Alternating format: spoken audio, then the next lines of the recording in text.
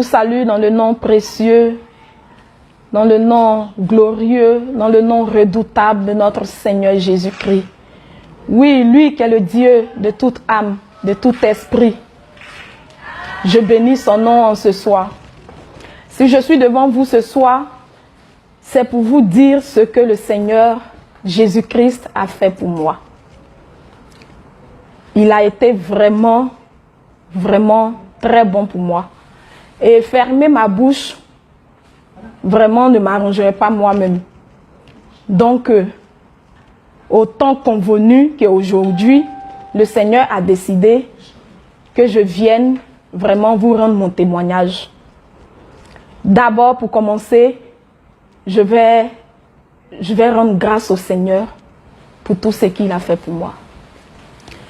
Éternel Dieu Tout-Puissant, oh oui, Roi des rois, Seigneur des seigneurs, Abba Père, Dieu d'Abraham, Dieu d'Isaac, oh oui, Dieu d'Israël, toi qui m'as racheté, Père, toi qui m'as ramassé dans la boue et qui m'as façonné à ta manière. Cet après-midi, je suis ici, Papa, pour dire au monde entier ce que tu as fait pour moi. Je prie, Éternel Dieu Tout-Puissant, que ma personne s'efface et que toi-même tu prennes le contrôle de tout. Prends le contrôle de tout, Éternel Dieu de gloire. Touche le cœur de ceux, Éternel Dieu Tout-Puissant, que tu as décidé de toucher de par mon témoignage. Je te rends toute la gloire, Jésus-Christ de Nazareth. Toi qui es le consolateur. Sois élevé, sois glorifié, sois béni, Seigneur Jésus, au nom du Dieu vivant. Amen. Je vais chanter ce cantique pour dire encore merci au Seigneur Jésus-Christ. Ce que Dieu a fait pour moi, je ne peux pas tout raconter. Ce que Jésus a fait pour moi, je ne peux pas tout raconter. Ce que Dieu a fait pour moi, je ne peux pas tout raconter. Il m'a sauvé, il m'a lavé dans son sang. Ce que Dieu a fait pour moi, je ne peux pas tout raconter. Ce que Jésus a fait pour moi, je ne peux pas tout raconter. Ce qu'il a fait pour moi, je ne peux pas tout raconter. Il m'a sauvé, il m'a lavé dans son sang. Par lui je vis, alléluia. Je vis, alléluia.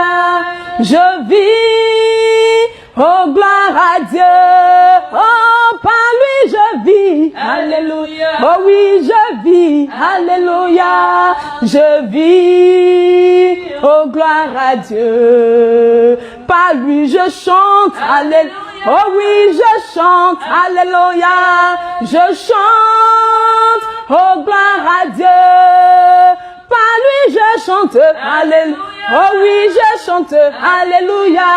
Je chante, oh gloire à Dieu. Merci Seigneur. Bien-aimés, si je suis devant vous ce soir, Encore, je le dis, c'est pour vous rendre mon témoignage. Il faut dire que tout a commencé en novembre 2019. Oui, en novembre 2019, c'est là que le Seigneur s'est révélé à moi. C'est là que Jésus-Christ de Nazareth s'est révélé réellement à ma personne. Ma vie n'était qu'opération. On m'opérait pour un rien. J'ai été opérée plusieurs fois.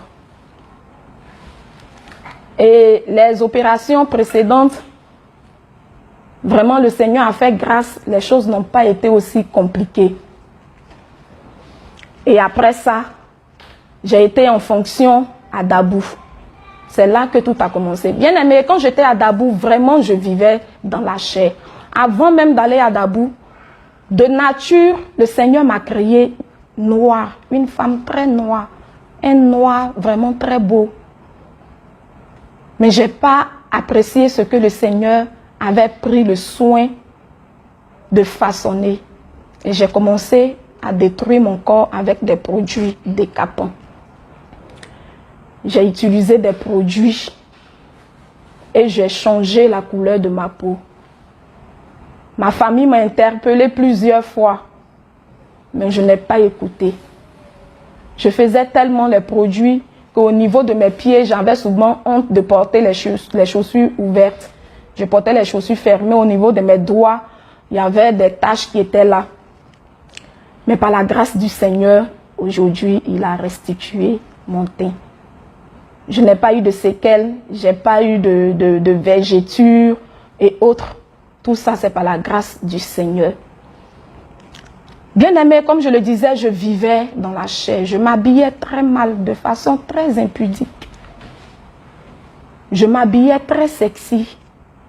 J'aimais pas de vêtements qui me flottent le corps. Non, j'aimais toujours des vêtements qui me prennent, qui me serrent le corps de sorte à dessiner ma forme pour que je puisse être appréciée.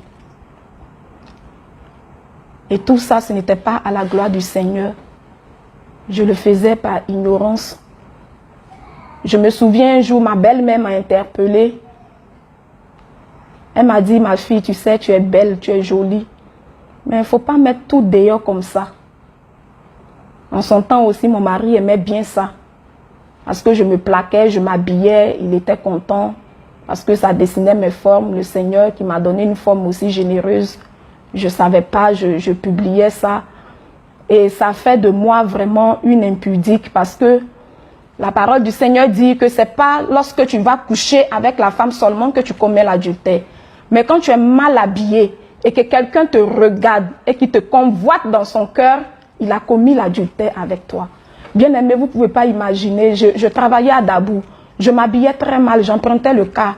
Toutes ces personnes, ces hommes qui me regardaient et qui couchaient avec moi dans leur cœur, vous ne pouvez pas imaginer. Et tout ceci ne m'envoyait que des maladies.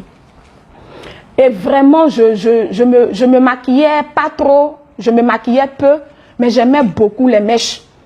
Je ne laissais même pas mes cheveux respirer. Il y a des gens même qui n'ont jamais vu mes cheveux.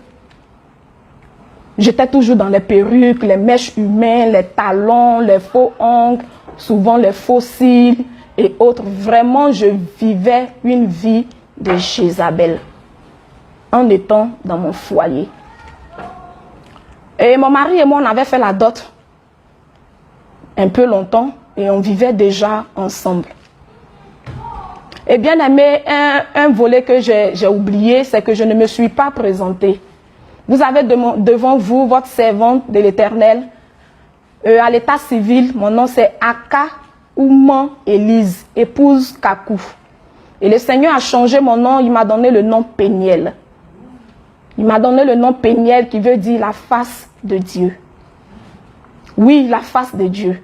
Je vais décortiquer un peu comment est-ce que ce nom s'est attaché à ma vie. Lorsque j'ai passé le BTS, quand on a fini, ma grande sœur qui est au niveau de Beaunois, Aka Marceline, dans son église, il avait un jeûne de 5 jours pour les appeler. Moi, je ne suis pas appelée, mais j'ai décidé de faire le jeûne avec eux. J'ai décidé de faire 3 jours secs, C'était la première fois que je prenais un jeûne sec. Et le deuxième jour du jeûne, à 14 h, j'étais allée me reposer un peu. Et dès que je me suis couchée, je ne dormais même pas. Du coup, voici une lumière qui m'est apparue dans la chambre. Une lumière qu'on ne pouvait pas regarder avec les yeux.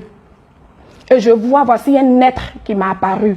Il était grand et il avait les cheveux tellement blancs. Ce blanc n'existait pas. Je n'ai pas encore vu cette couleur-là. Et quand il est arrivé, il a soulevé, il a retroussé la manche de sa robe et il m'a montré sa peau. C'était une peau tellement vieille. Je n'ai pas encore vu cette vieillesse-là. Une peau tellement vieille, mais en même temps tellement jeune, en même temps une peau tellement belle. Et la personne qui s'adresse à moi, je voulais tout faire pour voir son visage, mais je ne pouvais pas, tellement la lumière était forte. Et la personne qui me dit, je suis venue voir Marina. Et j'ai répondu pour dire, Marina n'est pas là, je ne connais pas de Marina. Et il m'a dit d'accord. Et je lui ai dit, tu n'iras pas. Parce que si tu voulais Marina, tu allais apparaître à Marina. Mais pourquoi est-ce que c'est chez moi que tu es venu? Si c'est chez moi que tu es venu, alors je sais que tu as quelque chose à me donner. Tu vas me donner cette chose avant de partir. Et la personne qui continue pour dire, je suis venu voir Marina. Je dis non, non. Tu es venu voir Marina, mais c'est moi qui suis là. Alors ce que tu voulais dire à Marina, puisque Marina n'est pas là, tu vas me donner cette chose. Et la personne qui dit, pourquoi penses-tu que j'ai quelque chose de bon à te donner? Et j'ai répondu pour dire, tu es trop vieux. Tu es tellement vieux qu'on ne peut déterminer ton âge. Et en même temps, tu es tellement jeune aussi. Et la sagesse qui est en toi, je sais que les personnes comme toi ne peuvent pas donner de mauvais messages. Alors bénis-moi avant que tu ne partes. Et la personne qui me dit, tu vas semer 700 francs. Et quand tu sèmeras les 700 francs, il y a un arbre qui poussera. Et les feuillages seront de l'argent. Et cet arbre produira beaucoup de bons fruits. Et la nourriture ne manquera jamais dans ta maison. Et quand la personne a dit ça, j'ai dit, je reçois au nom de Jésus. Et en même temps, il est parti. Et je suis sortie un peu comme fois. J'ai dit, je l'ai vu. Je l'ai vu. J'ai appelé Marseille. Il dit, Marseille, je l'ai vu. Elle me dit, tu as vu qui? Il dit, Marseille, je l'ai vu. Je l'ai vu. Et à la prière du soir, j'ai raconté mon témoignage. Et l'homme de Dieu qui me dit, Papa Mac, il m'a dit, ma fille, tu viens de lutter avec un ange de l'Éternel et tu l'as obligé à te bénir. Toi, ton nom, c'est Péniel. Alléluia. Péniel qui est tiré du livre de Genèse 30, du verset 26 jusqu'au verset 29. Soyez bénis. Et je disais que vraiment, je vivais vraiment une vie de séduction. Je faisais tout pour plaire. Je partais chaque semaine, ou bien je payais les produits de beauté et je me gommais le corps. Je faisais tout ça. En tout cas, j'avais une peau. Je n'enviais pas les autres filles parce que, sincèrement, Jézabel était vraiment prête pour moi à ce temps-là. Mais quand l'heure de Dieu arrive, quand la trompette du Seigneur sonne, quelle que soit la prison dans laquelle tu es, le Seigneur t'enlève de là et t'envoie à la lumière. Alléluia. Donc, en étant à Dabou, mon mari et moi, nous avons décidé de faire notre mariage civil et le mariage religieux. Donc, nous avons fait d'abord le mariage civil à 4 et nous avons convié tous les parents à notre mariage religieux qui s'est déroulé le 9 novembre 2019. Et bien aimé, j'avais décidé comme ça ce jour-là de laisser toute la place au Seigneur. J'étais dans les parures de Jézabel, mais à mon mariage, il n'y a pas eu de son mondain. Tout était purement chrétien. Parce que c'est ce que je voulais au plus profond de mon cœur. Nous avons fait le mariage le 9 novembre. Et j'ai commencé à saigner le 12 novembre. 2 jours après, 3 jours environ. Au début, je me suis dit comme ça que comme c'est l'émotion préparative du mariage, c'était pour ça que je saignais. Mais bien aimé, 1 semaine, 2 semaines, là j'ai commencé à m'inquiéter. Et j'ai dit à mon mari, non bon, vraiment, je saigne. Et cette fois-ci c'est différent, ça vient beaucoup. Et je ne sais pas, je suis devenue pâle, je suis devenue faible. Et j'ai commencé à aller voir des personnes qui pouvaient m'aider dans ce sens-là. Je suis allée voir des gynécologues au niveau de Dabou. Ils ont dit que là où les fibromes étaient, là, c'est un peu risqué. Et que si on m'opérait, ils allaient peut-être être obligés d'enlever tout ce qui fait de moi une femme. Alors que le Seigneur n'a pas dit ça. J'ai laissé Dabou. Je suis venue à Abidjan. J'ai fait les grands hôpitaux d'Abidjan, bien aimés. Ils m'ont tous raconté les mêmes choses. Et ma grande sœur, Madame Kadio Béatrice, elle m'a dit, ma petite sœur, il y a un gynécologue qui est à Cocody. Je vais t'envoyer chez lui. Je vais te donner son numéro, tu vas l'appeler. Si tu vas, qu'il dit qu'il ne peut rien faire, on va aller chercher ailleurs. Et je me suis rendue chez ce monsieur en question. Bien aimé, j'ai eu le temps pour faire toutes ces courses parce que j'avais pris en même temps mes congés juste après le mariage. Donc j'avais 45 jours. Je ne sais pas que vraiment le Seigneur avait disposé ces 45 jours-là pour faire des choses merveilleuses dans ma vie. Et quand je suis arrivée chez le docteur à Cocody, quand il a fait l'échographie, il dit, ah, mais tout est gâté. On ne peut rien faire du tout. Et je dis, quoi, comment on ne peut rien faire? Il dit, on ne peut rien faire parce que les myomes, là, vraiment, ça a tout détruit. Je peux t'opérer, il n'y a pas de problème, mais je serai obligée de tout enlever.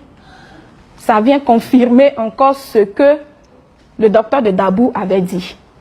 Je suis allée voir d'autres médecins, j'ai appelé des médecins à la PISAM. Ils m'ont dit, quand je montre les échographies, on me dit les mêmes choses. Et ce docteur-là, quand il m'a dit, on va tout enlever, je lui ai dit, d'accord, il n'y a pas de problème. Mon mari dit, il n'y a pas de problème. Enlever, je veux que ma femme soit en vie, c'est le plus important. Et le docteur qui me dit, on va tout enlever. Et côté maternité, là, c'est que c'est fini. Je lui ai dit non.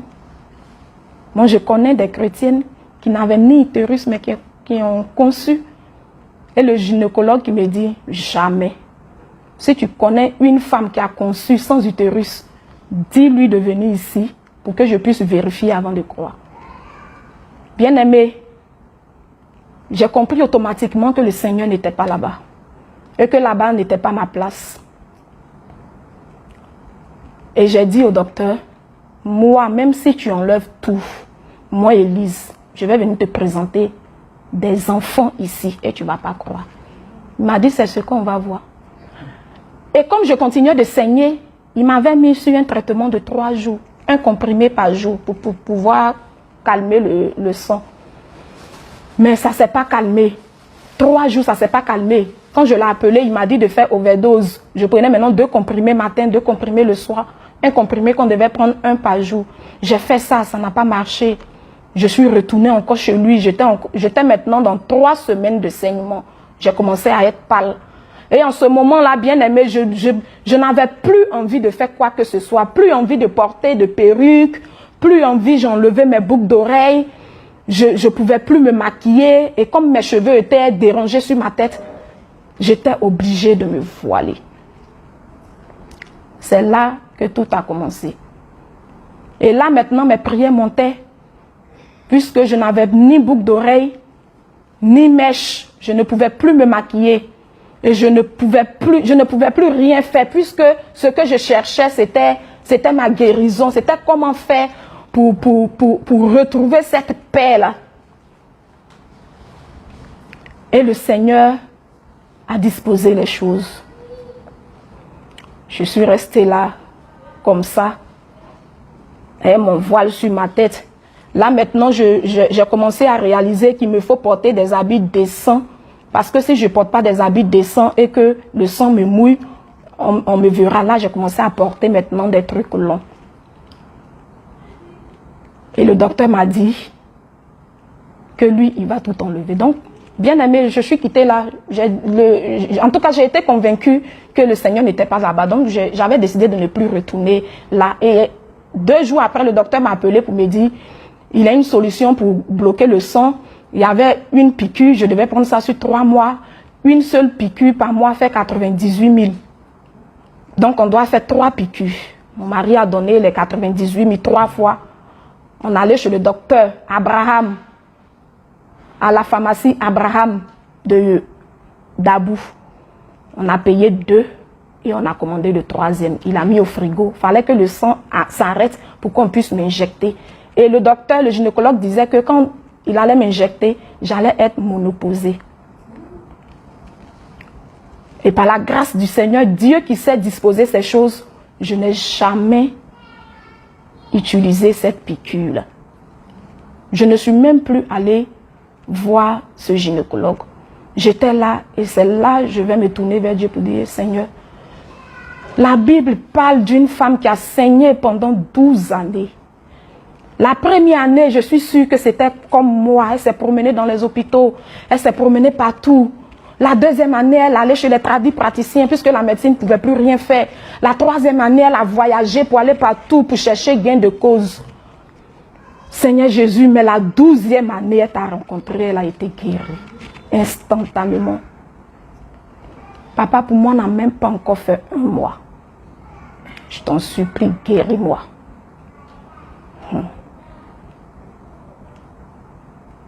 Et j'ai continué comme ça. Mon mari me dit, mais chérie, allons. Je lui ai dit, non, je ne peux pas. Là-bas, Dieu n'est pas là-bas. Alors que moi-même, je n'étais pas dans la vérité, mais j'ai dit, Dieu n'est pas là-bas. Et j'étais là, j'appelais mes camarades pour leur dire, ah, voici ce qui m'arrive, voici ce qui m'arrive. Et j'avais commencé à maigrir. J'avais commencé à dépérir, puisque j'avais même plus l'appétit, je ne mangeais pas. Ma grande sœur, Madame Kadio, Béatrice, qui m'appelait, qui me réconfortait, ça va aller, ma sœur, ça va aller. Et une de mes collègues, Nango Léocadie, elle m'appelle affectueusement ma grande sœur, chérie d'amour. Elle m'a dit, ma grande sœur, il y a un gynécologue à l'Indénié, au plateau. Il faut aller voir ce monsieur, il s'appelle Docteur Tchemani. Va voir Docteur Tchemani. S'il dit qu'il ne peut rien faire, là maintenant où tu veux aller, là, il faut partir. Et j'avais pris contact avec une de mes mamans à qui j'ai expliqué mon problème et elle a dit que sa fille avait les mêmes soucis, mais c'est en France que sa fille a eu gain de cause. Donc j'ai rapporté ces dits à mon mari et on était en train de chercher les voies et moyens pour pouvoir aller là-bas pour recevoir la guérison. Et j'ai pris rendez-vous comme ça. Pendant qu'on faisait les préparatifs de l'autre côté, j'ai pris rendez-vous avec le docteur Tchemani. Et je suis arrivée. Quand je suis allée, je lui ai montré l'échographie. Il dit, lui, il ne peut pas se baser sur l'échographie de quelqu'un d'autre. Lui-même, il va faire pour lui. Et quand il a fait l'échographie, il a dit, mais c'est pas vrai. La première échographie avait montré 7 fibromes. Mais quand le docteur Tchemani a fait l'échographie, il a détecté 14. Et il m'a dit, mais il y en a partout. Comment c'est possible? Mais ici, tout est gâté. Et il m'a regardé avec un sourire, il m'a dit, quand c'est compliqué, c'est là que le Seigneur travaille. Alléluia. Il a dit, notre Seigneur, il est le Dieu des cas impossibles. Quand ça devient difficile, c'est là que Dieu utilise, lui, sa main pour travailler. Et donc, j'ai béni le Seigneur, j'ai dit, alléluia, j'ai dit, merci Seigneur. Je lui ai dit, docteur, donc vous pouvez m'opérer. Il dit, on va faire le travail tranquillement. Et il a dit, il n'y a que 14. C'est pas beaucoup, il n'y a que 14. On va t'opérer et tu vas retrouver la santé. En 2 semaines, tu vas reprendre ton boulot, tout va aller de l'avant. Il m'a mis en confiance et j'étais sortie de son bureau, toute heureuse. Et j'ai appelé mon mari, je lui ai donné la bonne nouvelle. J'ai dit, Lambon, je suis allée voir le docteur et par la grâce du Seigneur, il dit, tout va bien se passer. Donc s'il dit, tout va bien se passer, alors nous allons nous préparer pour partir. Et le docteur, qui m'a aussi mis sur traitement, un traitement où on prend un comprimé Et lorsque j'ai commencé le traitement, en tout cas par la grâce du Seigneur, les saignements se sont arrêtés. Alléluia. Les saignements se sont arrêtés. Et quand les saignements se sont arrêtés, le docteur a programmé l'opération automatiquement dans 2 jours. On avait déjà fait tous les papiers et autres. Et nous sommes partis pour l'opération. Bien aimé, avant d'aller me faire opérer, il fallait voir l'anesthésiste. Et quand je suis allée voir l'anesthésiste, il m'a fait comprendre qu'il ne pouvait pas m'endormir totalement. Qu'il allait faire une opération, une anesthésie locale, comme dans une césarienne. Je lui ai dit, il n'y a pas de souci. Et il a dit comme ça, si tu t'endors, c'est pas sûr que tu te réveilles. Et je lui ai dit, ok, j'ai compris. Et la peur était dans mon ventre. Comment est-ce que je vais assister à peut-être 5 heures d'opération, les yeux ouverts? Les opérations passées, on m'endormait, je ne voyais rien du tout. Mais cette fois-ci, il fallait que j'assiste à ma propre opération. Et je suis allée, c'est une Libanaise qui était venue pour me nettoyer. Et j'avais mon alliance qui était là. Et la Libanaise m'a regardé, m'a dit, ma chérie, on ne va pas au front avec les ornements, on lève ta bague. J'étais tellement attachée à ma bague de mariage. J'étais tellement liée à cet objet-là qui était rempli de diamants, de convoitises mondaines. Mais j'enlevais quand même, avec beaucoup d'hésitation. J'enlevais mon alliance et j'ai remis à la dame. Elle a gardé mes affaires et nous sommes rentrés au bloc. Les témoins de l'opération étaient ma grande sœur, Kadio, Béatrice et mon mari, M. Kakou. Ce sont les 2 qui étaient là. Et nous sommes rentrés au bloc. Le docteur, il m'a regardé pendant qu'ils étaient en train de me faire l'anesthésie. Le docteur, il m'a demandé, il m'a dit, ma fille, est-ce que tu veux qu'on mette une adoration ou bien une louange? Ça dépend de toi. Je lui ai dit, mettez une adoration pour que le Seigneur vraiment prenne le contrôle de tout. Et ils ont mis une adoration. Bien aimé, l'opération a commencé. Dès qu'on m'a injecté ce produit, qui est l'anesthésie, j'ai vomi un liquide bleu. J'ai vomi du début de l'opération jusqu'au lendemain matin. J'ai vomi, j'ai tellement vomi, excusez-moi du thème, que j'ai fait des déchets sur moi. Et pendant l'opération, je perdais connaissance, on me réanimait, je me levais, je chantais, je dis, Jésus, prends le contrôle de tout. Papa, je t'en supplie, prends le contrôle de tout, prends le contrôle de tout. Nous sommes rentrés au bloc à 14h30, 15h. Et nous sommes sortis du bloc à 20h. Bien aimé, nous sommes sortis du bloc à 20h. Et ce même jour, il y a eu une dame aussi qui a été opérée d'un fibrome et qui a rendu l'âme. Un fibrome qui est mort ce même jour. Ce n'est pas parce que je suis plus importante qu'elle, non. Mais c'est parce que ce jour-là, la trompette devait sonner pour elle et la trompette a sonné pour elle. Et les gens étaient en train de pleurer.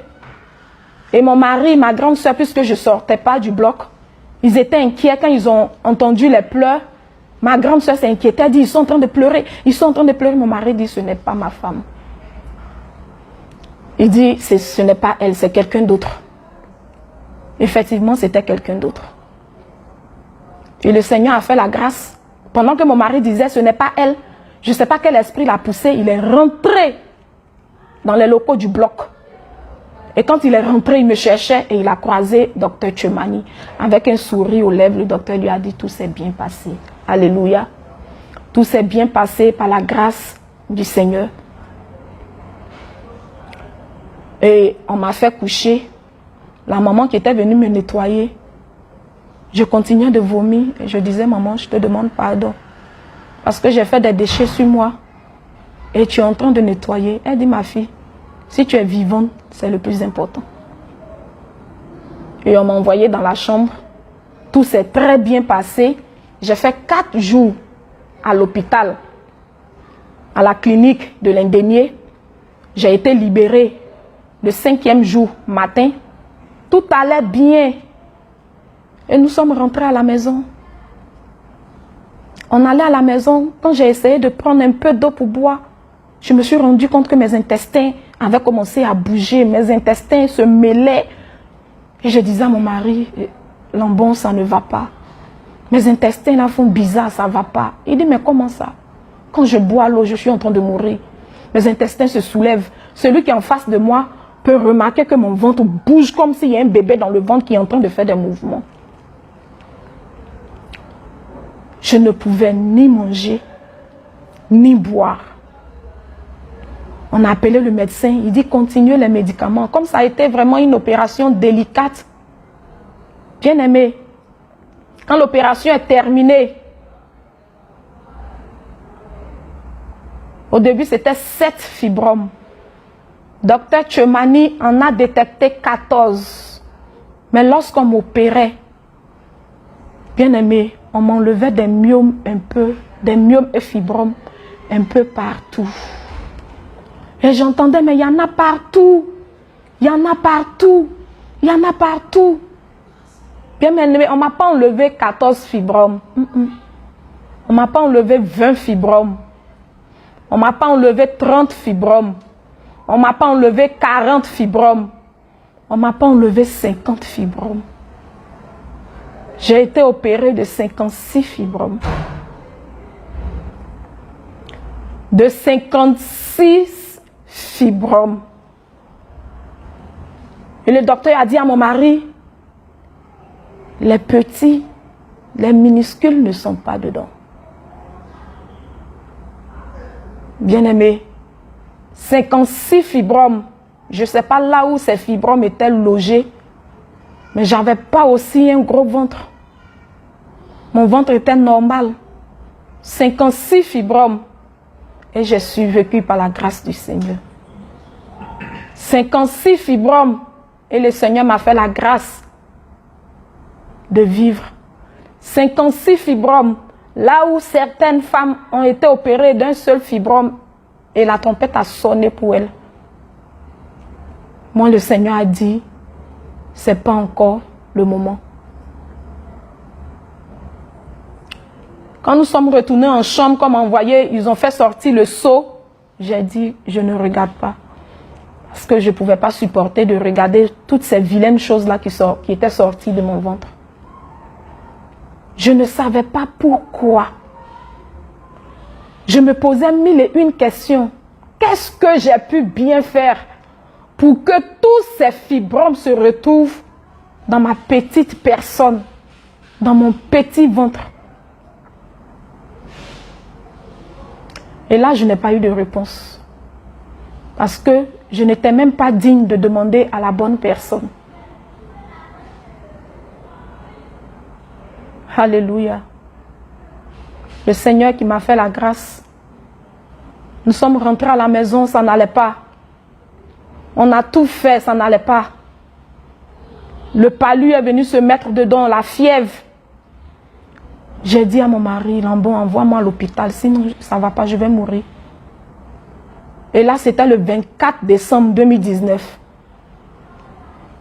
Il n'y avait même pas de voiture, tellement il y avait un embouteillage dans notre cité et aux alentours de la GESCO. Et il y avait le pasteur de mon mari qui venait nous rendre visite. Et quand elle est arrivée, mon mari n'était pas là, j'étais seule à la maison. Je me suis traînée, je suis allée, j'ai ouvert la porte. J'ai dit, maman, je suis en train de mourir. Elle était avec son fils et elle m'a mis dans sa voiture. Elle a appelé mon mari pour dire, nous sommes en train d'aller à la clinique, reviens à la maison. Parce que lui aussi, il était dehors, mais il ne trouvait pas de véhicule. Et nous sommes allés à l'hôpital.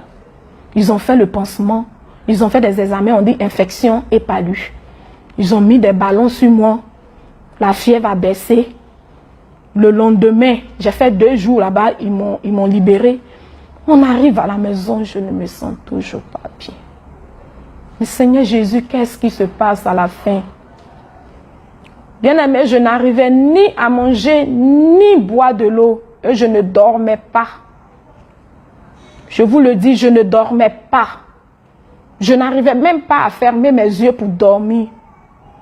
J'ai maigri comme ce n'était pas possible. Cette chair que je prenais le temps de chérir, que je prenais le temps d'entretenir, a été ingrate. Elle m'a lâché.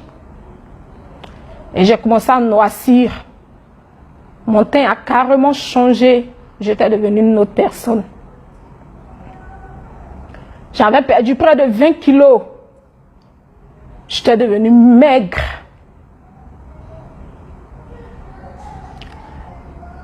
Et ma grande sœur avait fait une délégation pour venir nous voir à Yopougon. Elle était venue avec des papas. Ils ont prié pour moi, mais ça n'allait pas. Et quand ils sont partis, vraiment, ça n'allait pas. Tu sais d'où j'étais là, il restait seulement le souffle qui allait me quitter et puis c'est fini. Et j'ai dit à mon mari, appelle le docteur. Appelle le docteur Chumani pour nous dire, pour qu'il puisse nous dire au moins ce qu'on doit faire. Et le docteur a dit à mon mari, le lendemain matin, très tôt à la première heure, envoie-la à l'indénié. À 3 heures du matin, je me suis réveillée. Bien aimé, tellement ça n'allait pas. Mon mari a fait venir ma maman et ma grande soeur, Marceline. Ils étaient avec moi. Ils essayaient de me consoler, mais ça n'allait pas. Quand ma maman est arrivée à Abidjan, qu'elle m'a vue, ma maman a coulé des larmes. Et elle avait même peur de s'approcher de moi, parce qu'elle disait que j'étais devenue glacée. Il ne restait que mon souffle de vie. Bien-aimé, je te rends mon témoignage pour te dire que le souffle de vie, c'est le Seigneur qui donne. Le souffle de vie, c'est Jésus-Christ de Nazareth qui donne. Et c'est lui aussi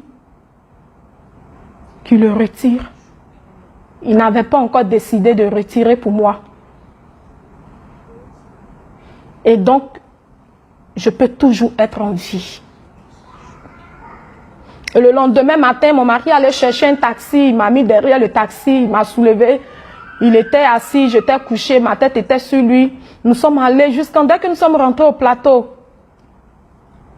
le pneu arrière du véhicule a éclaté. Bah. On ne pouvait plus partir. Tout le monde nous regardait. Mon mari ne pouvait pas descendre parce que ma tête même, dès que je ne pouvais rien faire. Et ma grande sœur Béatrice déjà nous attendait à l'indénié à 6 heures. Et le chauffeur qui a pris le temps de changer le pneu, quand il a fini, il a pris au moins 45 minutes. Alors que j'étais en train de me tordre de douleur, j'étais en train de mourir.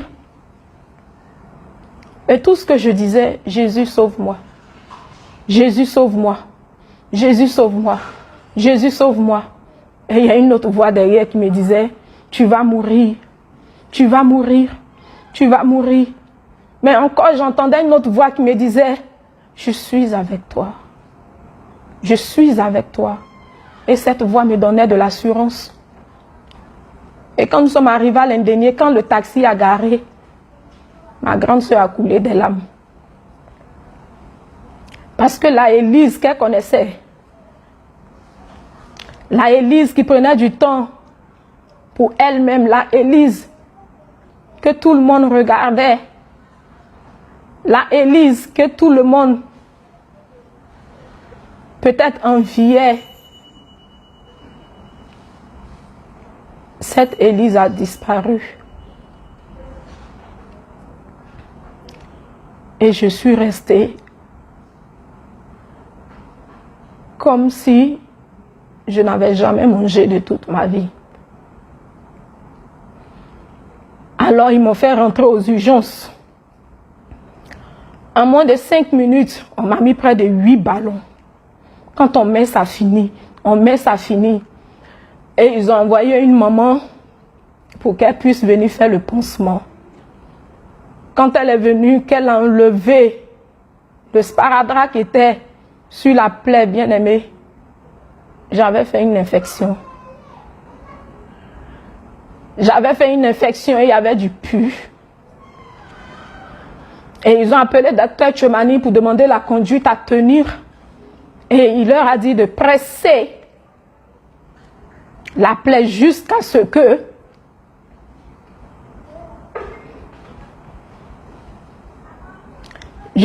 le pus finisse.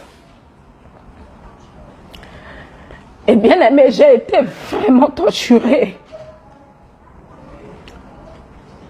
Merci Jésus. Merci Jésus. J'ai été vraiment torturée. Elle a tellement pressé la plaie. Il a dit presser jusqu'à ce que le sang sorte. Ça a pris près de 30 minutes. J'ai crié de toutes mes forces. De nature, je suis une personne très physique. Mais là, mes forces m'ont abandonné. Et quand elle a fini, elle me disait, ma fille, je sais que tu souffres. Mais j'ai pour obligation aussi de te sauver la vie parce que c'est mon travail. Et quand je pleurais, je criais, mon mari a entendu ma voix, il est rentré.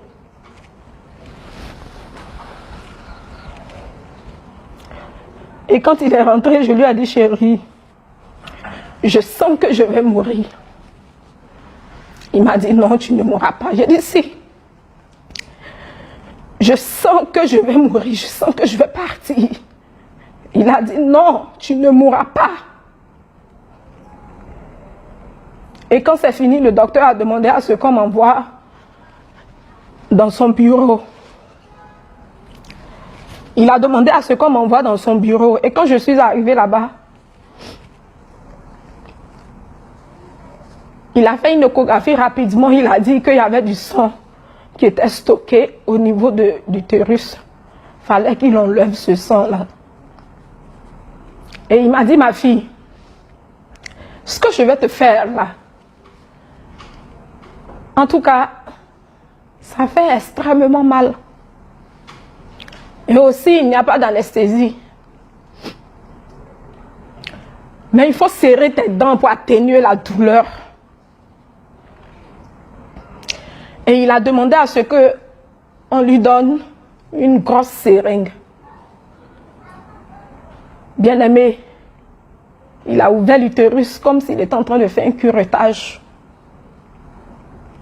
Et ça a été sans anesthésie.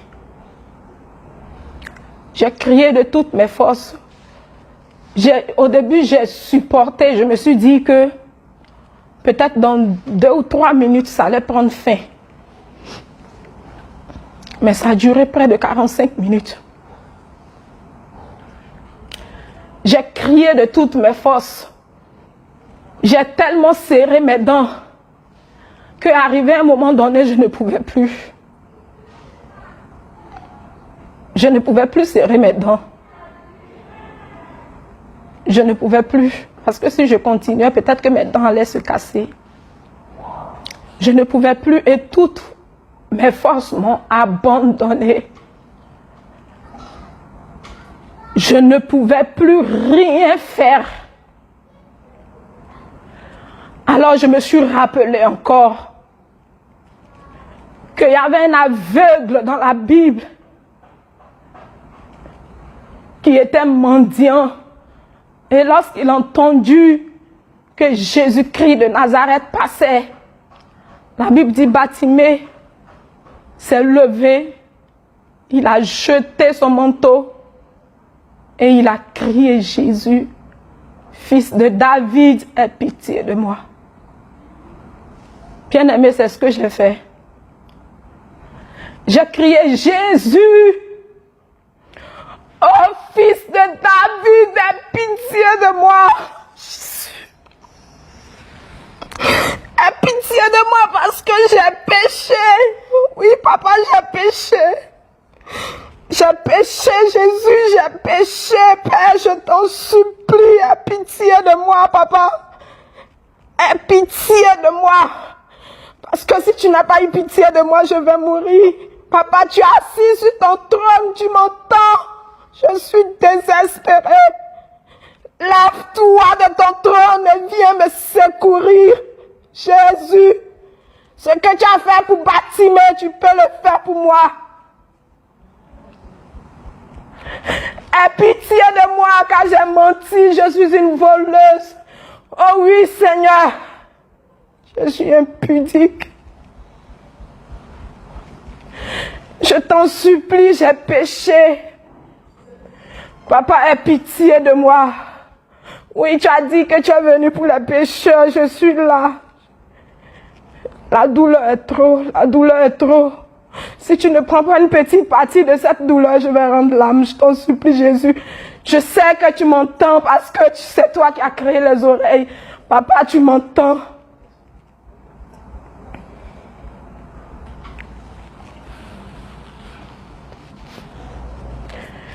Et le docteur qui m'a regardé. Et ça continuait encore. Ça continuait encore. Mais cette fois-ci, après avoir fini de crier, c'est comme si on m'avait mis de l'anesthésie. Je ne sentais plus mon corps. Alors je suis restée là couchée. Quand il a fini, ils m'ont mis dans les poussettes là.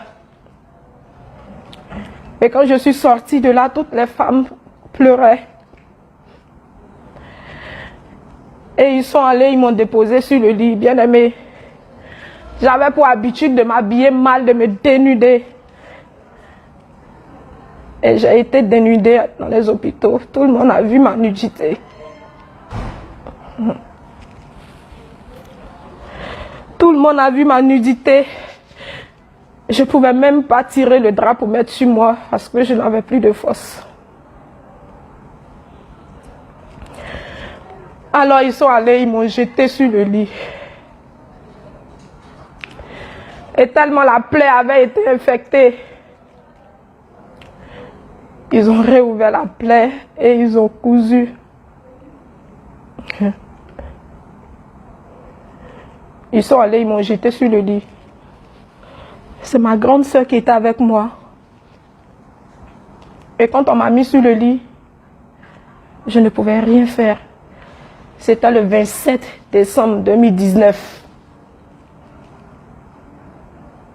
Je ne pouvais rien faire. Je ne pouvais même pas lever mon bras, même pas lever mon doigt, même pas faire quelque chose. Tout ce que je pouvais encore remuer ma bouche. Et je regardais ma grande sœur qui était arrêtée sur ses pieds. Et moi, j'étais couchée et je lui disais, je souffre. Elle me disait, ça va aller, Dieu va faire, ça va aller.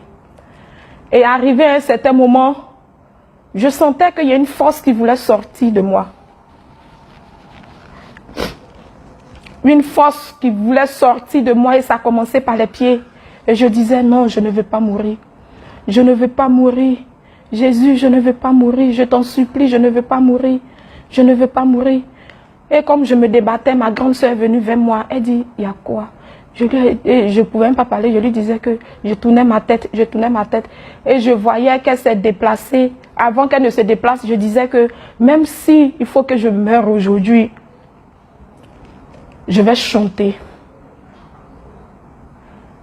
Je vais chanter.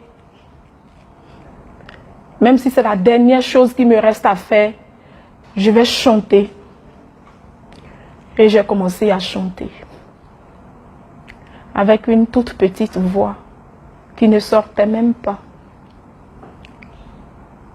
Et voici le cantique que j'ai chanté. Jésus, fangano malem blalolomi. Jésus, fangano malem blalolomi. Nyamye wa fangano malem blalolomi. Jésus, fanga nous malebla lolomi. Jésus, je n'ai plus de force, mets-moi au dos. Mon papa, je n'ai plus de force, mets-moi au dos. Jésus, je n'ai plus de force, soutiens-moi. Papa, je n'ai plus de force, soutiens-moi. Et quand je chantais, cette force-là me quittait. Ça a commencé par mes pieds, jusqu'à quand ça arrivait au niveau de ma hanche ici.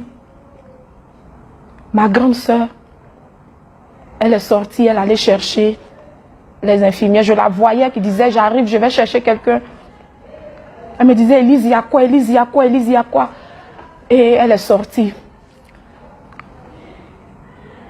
Bien-aimée, c'était mon âme qui me quittait. Et c'est quitté, c'est quitté, c'est quitté.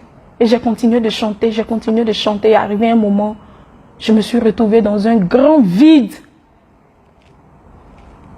Un vide inexplicable.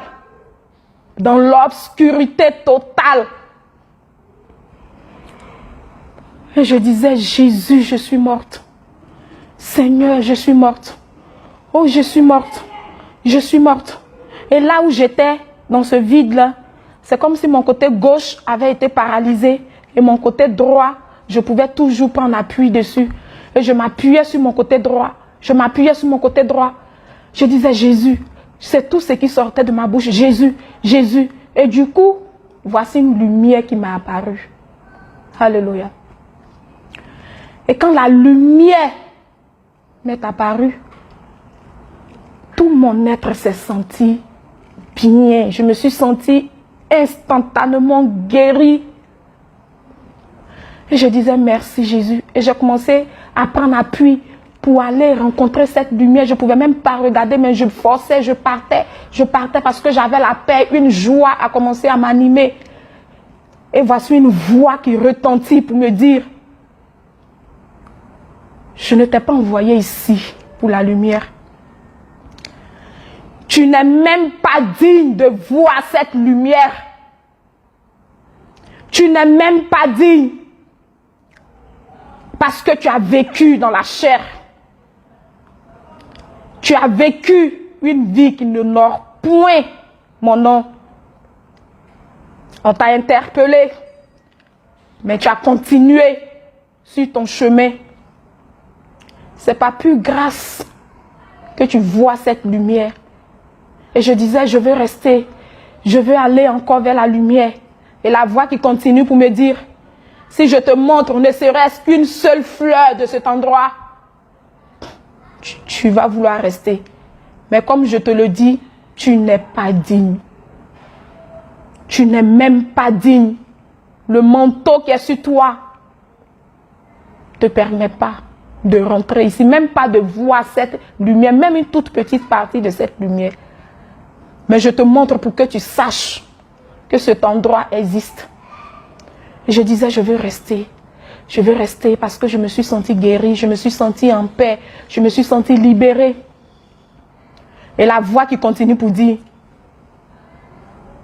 je t'ai envoyé ici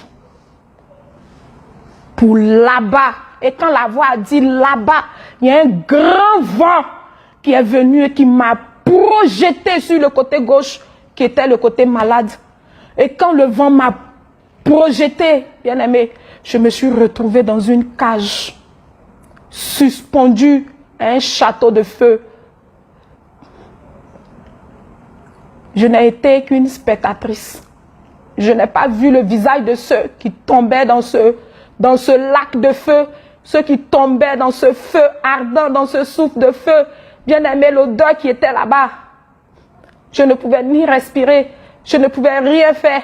Et j'étais emprisonnée. Et je criais, Jésus, sauve-moi. Je criais, Jésus, sauve-moi. Et le château qui était implanté dans ce lac de feu, c'est comme si c'était un volcan qui quittait dans ce château et qui jaillissait. C'est comme si ce château-là crachait encore du feu. Et il y avait des milliers, de millions de personnes qui tombaient dans ce château de feu-là. Et il y avait des démons. Bien aimés, ils étaient grands, avec des cornes, des queues, ils étaient horribles à regarder, ils étaient vilains, ils étaient nombreux et ils étaient arrêtés de part et d'autre du château. Et ceux qui tombaient, les démons qui criaient, pour l'éternité, pour l'éternité.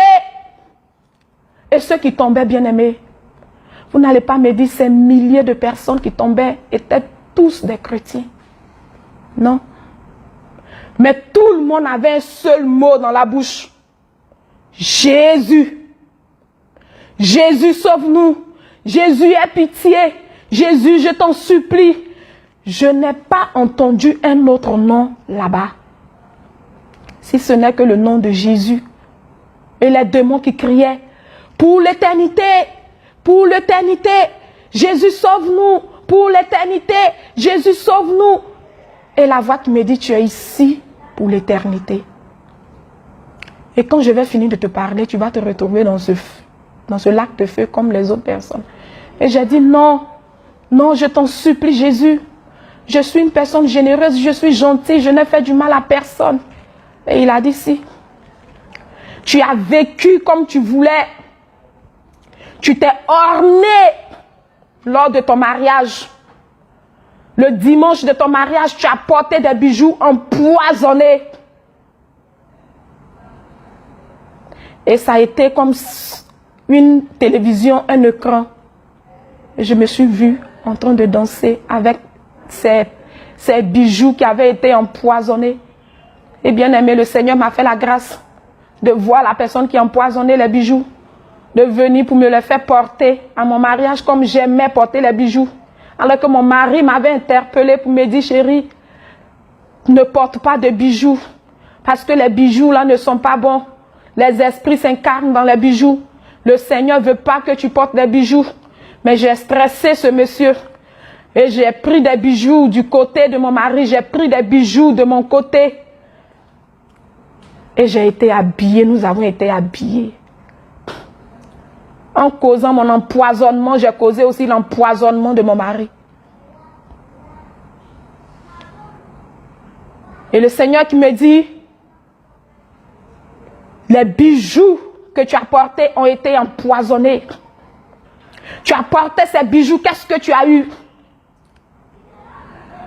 Tu as chéri ton corps, qu'est-ce que tu as eu? Tout ce que tu as fait sur la terre, la vie que tu as menée sur la terre, façon tu as vécu sur la terre, tel que tu as vécu sur la terre, c'est ici qu'une telle personne, même si tu es chrétien, une telle personne, tu vis une telle vie, c'est ici qui est ta dernière demeure. Et c'est pour l'éternité. Et je disais, Jésus, je t'en supplie, papa, je t'en supplie. Et je disais, oui. Papa Ntakpe, il a prêché ce message, il a dit, il a prêché sur l'enfer. Je connais le message, papa, je sais que ce lieu existe. Il dit, non, tu ne savais pas.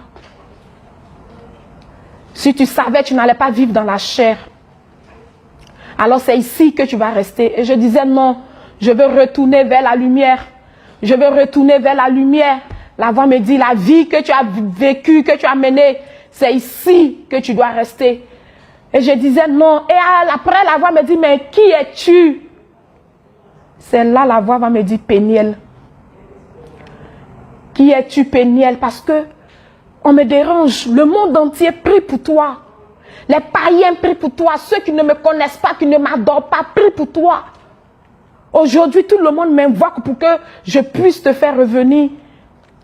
Tout le monde me prie pour que tu puisses revenir. Des païens. Et j'ai continué pour dire, Seigneur, si un jour j'ai donné un verre d'eau à un de tes serviteurs et que ton cœur a été réjoui, je t'en supplie, ramène-moi. Et ce que tu veux que je fasse, je vais le faire pour toi. Et il m'a dit, je vais te faire retourner. Alléluia. Je vais te faire retourner. Mais si tu vas, dis au monde que je ne suis pas dans les bijoux. Dis au monde que tout ce que tu as mis sur ton corps, je n'ai jamais été dedans. Je te fais la grâce de repartir. Mais si tu vas, dis-leur que je ne suis pas dans le bijou. Quel que soit le format, que ce bijou soit petit, je ne suis pas dedans. Et j'ai continué à dire, je veux rester vers la lumière. Je veux rester vers la lumière. Et après, j'ai senti comme si mon mari allait trop me manquer. Mon mari est en train de prier pour moi. Et la voix qui me dit, ton mari prie pour toi. Ton mari prie pour toi. Et il a toujours prié pour que ce jour arrive. Il a toujours prié pour que tu me croises, pour que tu voies ma face. Il a toujours prié pour que la manière dont tu t'habilles change. Il a toujours prié pour que ton cœur soit converti. Alors aujourd'hui, je te ramène. Et moi, je continuais à dire, je veux la lumière. Et ce vent est venu me ramasser pour me faire tomber dans le château de feu. Bien-aimé, le feu m'avait tellement brûlé que tout le bas de mes pieds était devenu plaie. Je ne pouvais pas marcher. Tout mon dos, jusqu'au bas de mes fesses, mes cuisses, était devenu plaie. Mon mari est le témoin de tout. Il a été le témoin de tout.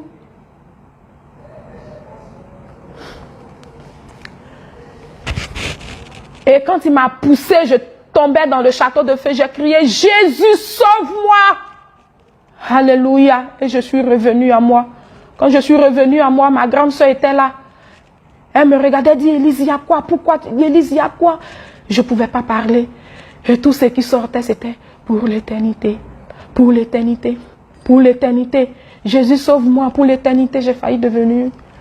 J'ai failli perdre la raison. J'ai été tellement étouffée que j'ai dit à ma grande soeur, je vais boire de l'eau. C'est la première chose que je lui ai dit. Je dis, ma grande soeur, s'il te plaît, je veux boire de l'eau. Je veux boire de l'eau parce que aucune goutte d'eau ne se trouve en enfer, bien-aimé. Si tu as l'occasion aujourd'hui de te repentir, repens-toi. Parce que j'ai vécu 2 petites minutes là-bas, mais ça a dépassé un siècle. Parce que la douleur que j'ai vécue, le feu qui m'a brûlé, la soif en une fraction de minute. Bien-aimé, même à ton pire ennemi, tu ne peux pas souhaiter ces choses. Alors quand je suis revenue à moi, la voix continue à me parler pour me dire, tu vas raconter, mais tu le diras en premier à mon serviteur, à mon oint. Alors je n'ai pas pu dire quelque chose à ma grande sœur. Et je suis restée là pour l'éternité, pour l'éternité, pour l'éternité. Et ce jour-là, mon mari, qui avait perdu sa grand-mère, était au niveau du village. Et quand il est revenu le soir, je voulais lui expliquer. On était assis comme ça, on parlait. Il me disait comment ça va. Je ne pouvais même pas bien parler. Je lui disais, ça va un peu, ça va un peu. Et j'ai vu, ma grande soeur a demandé à rentrer. Et mon mari, qui était là, je ne sais pas s'il était en train de somnoler ou quoi, je ne sais plus s'il somnolait. Du coup, j'ai vu une grande lumière qui m'est apparue encore dans la chambre de l'hôpital. Et je disais, je ne veux plus aller là-bas, je ne veux pas mourir. Je ne veux plus aller là-bas, je ne veux pas mourir. Jésus, je t'en supplie, je ne veux pas mourir. Et là, c'est une femme qui m'est apparue. Une femme qui était habillée de façon décente, qui n'avait, bien aimé, qui n'avait ni mèche, qui n'avait ni bijoux, qui n'était ni maquillée, qui n'avait ni d'alliance, qui n'avait rien. Une femme qui était dépouillée, une femme qui était éclatante de lumière qu'on ne puisse même regarder avec les yeux, une femme qui était vêtue et les manches vraiment couvraient son corps, couvraient son cou. Elle était tellement bien habillée et elle m'a appelé 3 fois. Elle m'a dit, Péniel, Péniel, Péniel. Et la troisième fois, j'ai eu peur, j'ai dit, mais voici. Elle me dit, le Seigneur m'envoie te dire qu'il ne veut plus voir de mèches sur ta tête. Le Seigneur ne veut plus te voir défriser tes cheveux. Il ne veut plus que tu tues la nature, que tu dégrades la nature de tes cheveux. Ce qu'il t'a donné, c'est ce que tu vas garder sur ta tête à partir d'aujourd'hui. Le Seigneur ne veut plus que tu retournes dans les boucles d'oreilles, dans les chaînes, dans les bracelets. Il ne veut plus que tu portes de bijoux. Il ne veut plus qu'un seul bijou touche ton corps. Parce que ton corps est son temple. Et son temple est saint. Et elle a continué pour me dire, est-ce que je ne suis pas bien habillée? Et j'ai dit si. Elle m'a dit, est-ce que je ne suis pas belle? J'ai dit si. Elle a dit, mais pourtant je suis dépouillée. Pourtant je ne suis ni maquillée. Je n'ai pas porté de boucles d'oreilles. Je n'ai pas porté de perles. Je n'ai pas mis de perruque, ni de mèche. Mais je suis belle. Et elle avait son voile qui était attaché à sa hanche. Et elle enlevait son voile. Et elle s'est voilée pour me montrer comment est-ce que désormais je dois voiler mes cheveux. Elle m'a dit, voici comment le Seigneur veut que tu sois, Péniel. Et elle a dit, le Seigneur va t'enseigner. Le Seigneur va t'enseigner ses voies. Il va t'enseigner ses voies. Il va te donner de la nourriture jusqu'à ce que tu sois rassasié. Et j'ai dit, je reçois. Quand j'ai dit, je reçois, automatiquement la lumière est partie. Alléluia. Et je suis revenue encore à moi. Et je disais, merci Seigneur. Merci Seigneur. Merci Seigneur. Merci Seigneur. Merci Seigneur. Et à la suite de ça, j'ai fait encore 2 jours. On nous a libérés le 30 décembre 2019. Et nous sommes rentrés à la maison. Bien-aimés, nous sommes rentrés à la maison. C'est mon mari qui faisait tout. C'est mon mari qui soignait mes plaies. Je ne pouvais toujours pas marcher. C'est mon mari qui soignait mes plaies. Mon petit frère Abakouk, il était avec nous, mais après lui aussi, il devait rentrer sur Beaunois. Donc il est rentré à Beaunois. Et ma maman, c'est ma maman qui était là. Ma maman avait toujours peur de s'approcher de moi. Même quand j'étais couchée et que j'appelais mon mari pour qu'il puisse me changer de position. Quand ma maman arrive, elle me dit, je vais appeler ton mari. Bien-aimé, mon mari a abandonné son travail pour s'occuper de moi. Il a abandonné ce qu'il faisait pour s'occuper de moi. Il a tout abandonné pour soigner mes plaies. Il a tout abandonné pour être avec moi. Et c'est en ce moment-là que j'ai compris que l'amour véritable, ce n'est pas l'apparence. Je me suis rendu réellement compte ce jour-là que ce monsieur, ce n'était pas mon apparence qu'il aimait. Mais il y avait quelque chose en moi. Il y avait quelque chose en moi qui le retenait près de moi. Parce que tel que j'étais devenu bien-aimé, si on me donnait un cadeau, tu n'allais pas me prendre. Ma soeur Léocadie m'a vu à l'hôpital. J'étais allée pour mon pansement. Quand elle m'a vu, elle a mis sa main sur sa tête. Elle a dit, c'est pas bon. C'est pas bon. Elle a dit à mes collègues, prions pour Madame Kakou parce que vraiment, c'est pas bon. De toute façon, j'ai vu ma grande soeur là. Si on nous appelle aujourd'hui pour dire, voici ça, c'est qu'elle est partie. Quand elle m'a vu, elle voulait pleurer. J'ai dit, mais Léo, si tu pleures, moi, qu'est-ce que je vais faire? Tu ne peux pas pleurer parce que là où je suis quittée très loin. Mais le Seigneur m'a fait la grâce. Donc, ce n'est pas le moment de pleurer. Elle m'a consolée et elle est rentrée. Bien-aimée, je suis restée courbée pendant 1 mois et quelques. Le docteur ne faisait que renouveler mes repos maladie. Mon mari a pris le temps de soigner mes plaies et ma maman a envoyé de la poudre pour mettre sur les plaies un peu, jusqu'à ce que la plaie sèche, jusqu'à ce que tout soit stabilisé, jusqu'à ce que je retrouve le sommeil 2 semaines après. J'ai passé 2 semaines bien comptées, sans dormir, sans manger une nourriture solide, parce que je ne pouvais même pas boire de l'eau. J'avais perdu plus de 20 kilos. J'étais devenue misérable. Mais le Seigneur ne m'a point abandonné. Dans tous ces moments difficiles, il est resté avec moi. Parce qu'il savait qu'il avait un message à délivrer à ses enfants aujourd'hui. Et tu es là, tu m'écoutes. Tu es là, tu m'écoutes.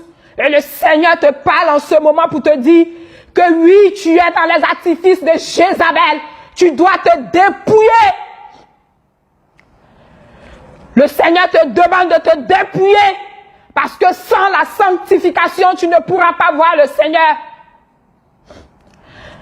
Ma soeur, sans la sanctification, tu périras en enfer. Je dis oui, le Seigneur ne regarde qu'au cœur. Mais c'est de ton cœur que sortent les mauvaises pensées. C'est de ton cœur que l'envie de faire les mèches t'envoie au marché pour aller acheter les mèches. Bien aimé, je me suis dépouillée de tout. J'ai abandonné tout. Et le Seigneur, pour m'enseigner, je lui ai dit, mais comment est-ce que je vais faire pour être enseigné? Il m'a dit, va sur les réseaux sociaux. Alléluia. Va sur les réseaux sociaux et je vais te montrer là où tu dois être enseigné. Et j'étais toujours couchée, je ne pouvais pas bien me lever. Et mon mari, j'ai dit, je voulais la connexion. Quand il m'a donné la connexion, j'ai commencé à aller sur les réseaux sociaux. Quand je vois une femme qui est dépouillée, qui a attaché sa tête, je clique sur son profil et je regarde. Et il y avait ma responsable, quand j'étais au niveau de Dabou, Madame Aloko, qui était venue me rendre visite. Et quand je lui ai parlé de ce que j'ai vu, elle m'a dit, j'ai fréquenté avec une fille de œuvre et mission. Allons sur son profil. Et nous sommes allés sur son profil, mais je n'ai pas senti de vie. Parce qu'elle était habillée aussi un peu de façon, vraiment, je n'ai pas aimé. Mais je suis allée dans elle, ses amis. Et j'ai commencé à chercher, Et par la grâce du Seigneur, je suis tombée sur le profil de la sœur Marie Sibi. Ma sœur, le Seigneur t'aime. Marie Sibi, oui, le Seigneur t'aime. Parce que c'est sur ton profil qu'il a commencé à m'enseigner. Je suis allée sur le profil de la sœur Marie Sibi sans la connaître. Et j'ai commencé à défiler. Et c'est là que je suis tombée sur le profil du docteur Silas de Jésus revient. Et le Seigneur m'a dit, c'est ici que tu dois être enseigné. Alors j'ai continué à écouter les enseignements. Et j'ai écrit au docteur Silas en inbox pour lui dire, j'ai un souci de voile parce que dans mon service, je suis à la banque. Dans mon service, on ne met pas de voile. Et il m'a expliqué pour dire, quand tu es dans la ville, mets ton voile. Quand tu es en présence du Seigneur, mets ton voile. Mais si ton dress code n'autorise pas de voile, quand tu dois travailler, garde ton voile à côté. Si tu n'as plus personne ou bien tu sens le besoin de prier, prends ton voile et prie. Et j'ai dit d'accord. Il a dit, je vais t'ajouter à une page sur WhatsApp, la page des femmes saintes. Et là, tu pourras être nourri spirituellement. Et c'est comme ça que tout est parti, bien aimé. Je suis allée sur la page de femmes saintes et j'ai commencé à suivre les enseignements. Le Seigneur a commencé à m'enseigner sur le parfum. Et à chaque fois que je reçois un enseignement, bien aimé, je ne blâme pas les hommes de Dieu, je vais sur mes genoux. Et le Seigneur qui m'a racheté de l'ombre de la vallée de la mort, il me confirme. Il m'a dit, Péniel, je ne suis pas dans les parfums. Je ne veux plus que tu mettes de parfum sur toi. Alors j'ai obéi. Mais je ne sens pas mauvais. Bien aimé, tu penses que si tu ne mets plus de parfum, tu vas sentir mauvais? Non, je ne sens pas mauvais. Alors j'ai arrêté les parfums. Et j'ai commencé à me laver avec du savon noir. Quand j'ai commencé toutes ces choses, j'ai commencé à écouter les enseignements et à les appliquer à ma vie. Le Seigneur va continuer encore à se révéler à moi, bien-aimé. Et cette fois-ci, un soir, j'étais couché, un léger sommeil, le Seigneur qui vient, qui me tape pour dire, Péniel, lève-toi et prie. Je me suis levée, j'ai prié un peu, je me suis recouché. Il est revenu encore, il dit, je te dis de prier. J'ai prié encore. Ça a duré un peu et je suis allée me recoucher encore, il est venu. Et là, il me dit, dans ta famille, quand une personne âgée décède, il y a une tête qui accompagne cette personne. Quand je te dis de te lever, de prier, lève-toi et prie, car c'est ta tête qui va accompagner cette personne. Et là, je me suis levée, animée d'une colère sainte, et je suis rentrée dans la prière. J'ai prié, j'ai prié, j'ai prié. Je dis, je refuse, Seigneur. Actuellement, ma tête, c'est une tête qui est dépouillée. Une tête dépouillée ne peut point accompagner un païen dans le séjour des morts. Jamais ma tête ne va accompagner quelqu'un. Bien-aimé, ce que je suis en train de te dire, c'est la vérité. C'est la vérité que je suis en train de te dire. Alors, lorsque j'ai fini de prier, je suis allée, je me suis couchée. Et quand je me suis couchée, il est encore venu. Et là, il m'a réveillée, il m'a dit, lève-toi. Allons chercher ta tête. Et comme dans une vision, je me suis levée et il m'a pris par la main droite. Et nous nous sommes retrouvés, bien-aimés, à la morgue. Oui, dans la morgue de mon village. Quand tu rentres à la morgue de Beaunois, bien-aimé, il n'y a pas de forêt. Mais lorsque nous sommes rentrés à la morgue de Beaunois, il y avait une forêt. Et quand nous sommes rentrés dans cette forêt, il y avait des portes qui représentaient les familles. Et nous sommes rentrés. Quand nous sommes rentrés, bien-aimé, ça fait pitié. Quand tu n'as pas Jésus, tu es comme un poulet, à tout moment, on peut te donner en sacrifice. Et il y avait des têtes qui étaient alignées sur des étagères, des têtes qui étaient noires. Et le Seigneur qui me disait, Péniel, tu vois les têtes qui sont en haut là, ces personnes-là sont déjà décédées. Et les têtes qui sont fraîchement coupées, ces personnes vivent encore, mais leurs têtes sont coupées. Et je regardais, quand j'essaie de fixer les visages pour pouvoir détecter qui c'est, le visage se brûle. Parce que le Seigneur peut-être ne m'avait pas envoyé là-bas pour regarder c'est la tête de qui était là-bas, mais c'était ma tête qui intéressait le Seigneur. Mais j'ai dit, Père, je ne vois pas ma tête. Il a dit, mais ta tête ne peut pas être parmi ces têtes. Et il m'a dit, regarde. Quand je regardais, il y avait une autre étagère en bas. Et bien aimé, ma tête était dessus. Je suis en train de te dire la vérité. Ma tête était coupée et c'était couché là. Je ne sais pas si au moment où je me retrouvais là-bas, je parlais, mais je ne savais pas s'il y avait des têtes sur moi. Ma tête avait été coupée spirituellement et la tête était déposée là. Et lorsque j'ai soulevé la tête, bien aimé, il avait les mèches dessus. Il avait les maquillages. Il y avait même un fossile. Il y avait des boucles d'oreilles. Et j'ai dit au Seigneur, mais ça c'était moi. Seigneur, ce n'est plus moi. Parce que je suis maintenant une femme dépouillée. Ce n'est plus moi. Et le Seigneur qui me dit, oui, ce n'est plus toi. Et automatiquement, c'est comme si c'était une perruque qui était sur la tête. La perruque est tombée. Et il m'a donné, il a mis dans ma main un tissu comme du compresse blanc, tout blanc. Mais c'était mouillé. Et il m'a dit, sanctifie ton visage. Et j'ai commencé à essuyer tout ce qui était maquillage de Jézabel. J'ai commencé à enlever tout. Les boucles d'oreilles automatiquement ont disparu. Et même là où les boucles d'oreilles ont percé, le trou n'existait plus, bien aimé. Et j'ai bien essuyé. Quand j'ai fini, il a dit sortons. Et quand nous sommes sortis, j'ai entendu derrière nous, BOUM! Comme si c'était une porte blindée. Mais on n'a pas eu besoin de clés pour rentrer. Et nous sommes ressortis, direction chez moi, Abidjan, à la cité Batim 3. Là où il m'a pris pour aller récupérer ma tête. Et quand nous sommes arrivés, il m'a dit, réveille ton mari.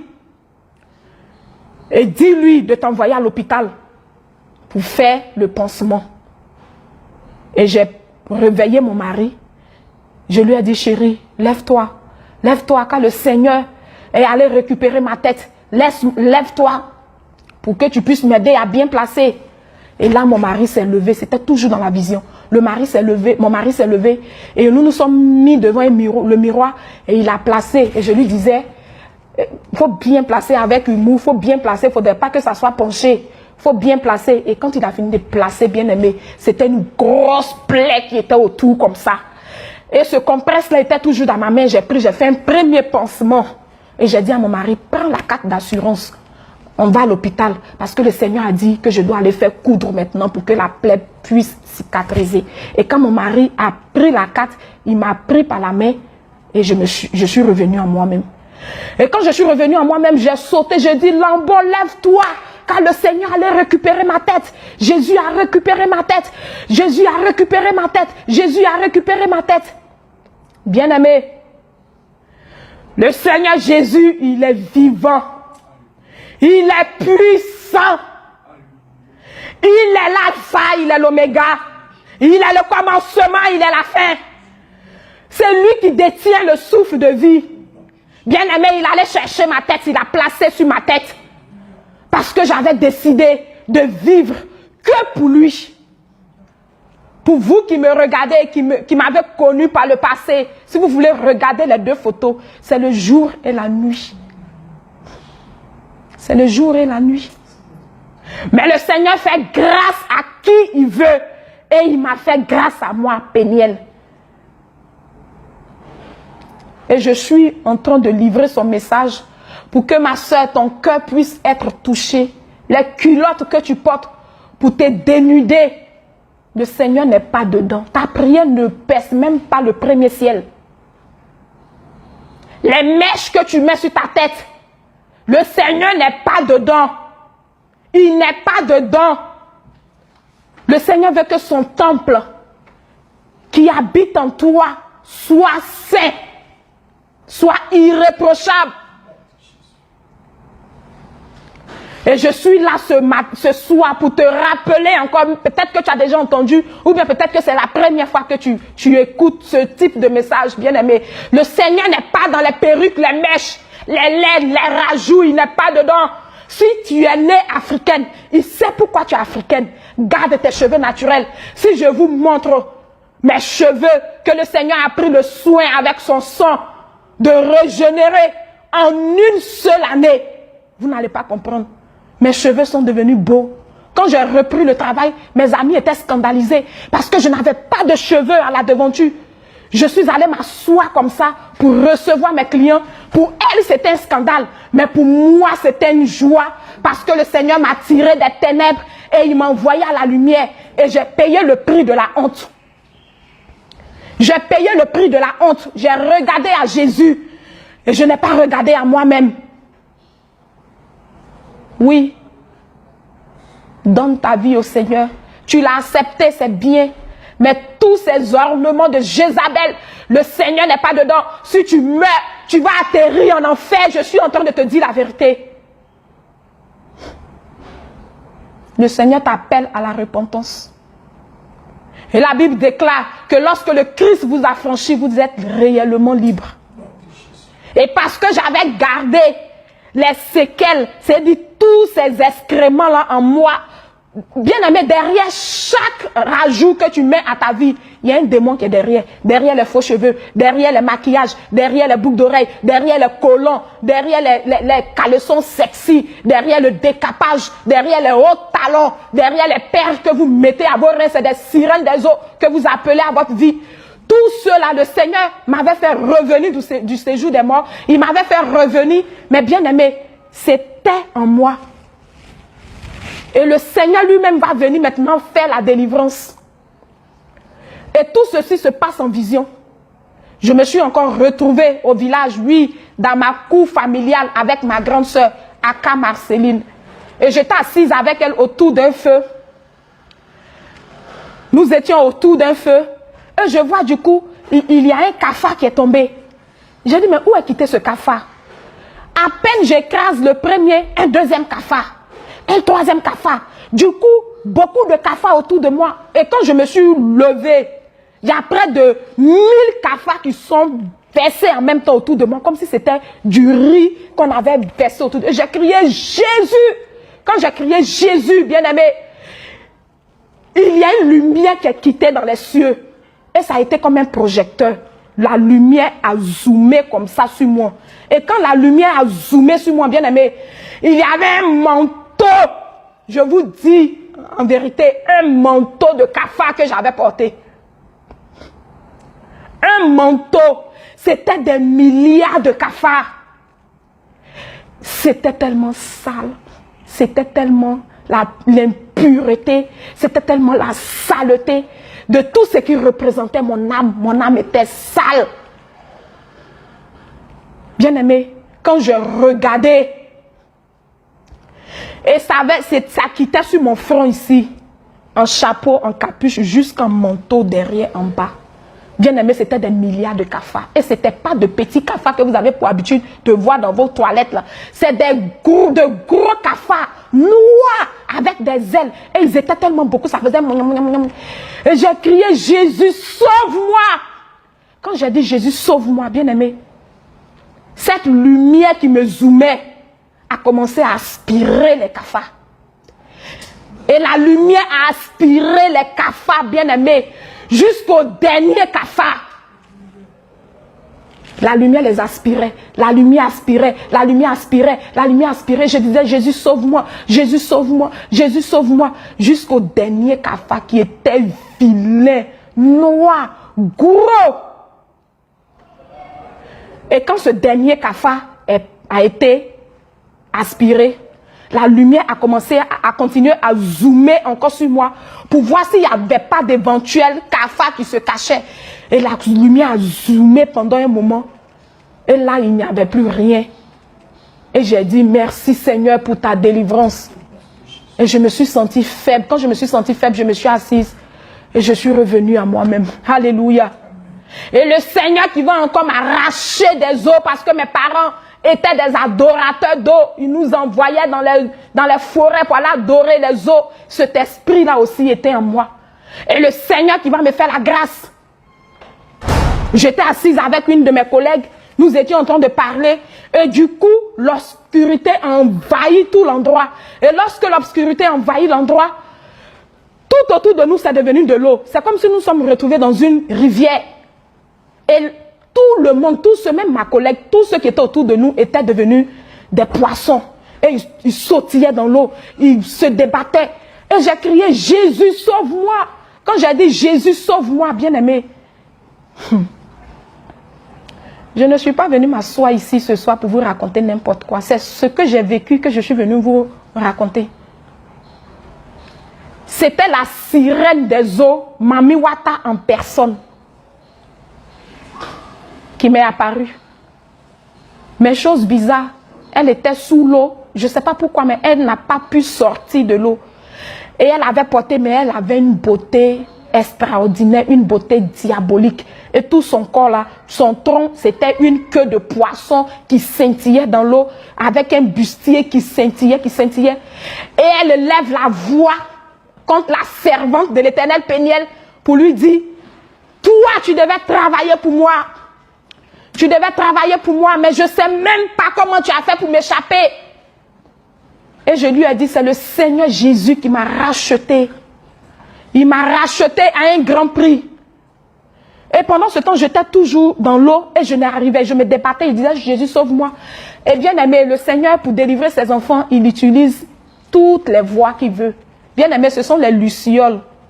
Les lucioles, les bêtes qui brillent dans l'obscurité, là, ce sont des lucioles qui sont venues en milliers et qui m'ont enveloppé et qui m'ont tiré de l'eau. Et quand je suis sortie de l'eau, je voyais toujours Mami Wata qui était dans l'eau et qui disait, fais gaffe si tu retournes à tes vomis.